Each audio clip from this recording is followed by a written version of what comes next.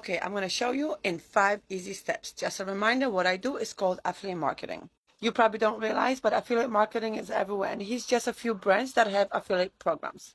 And there's thousands of them. Step 1, you're going to pick a niche. Tons of categories to choose from, but here are the 3 top paying niches. Number 2 is to Google affiliate programs within your niche. Let's say you are in health and fitness. You're going to Google health and fitness affiliate programs. Once you apply to those programs, you're going to get your own affiliate link.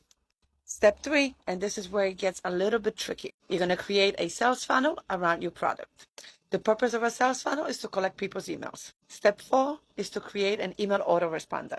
The purpose of an email autoresponder is for you to keep in touch with people that are interested in your product.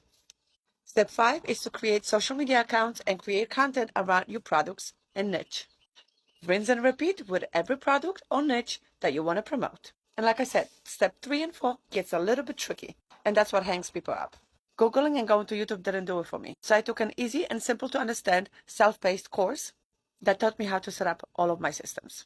The best thing about this course, it's one-time payment, there is no upsells, and it's yours to resell because you get 100% master resale rights.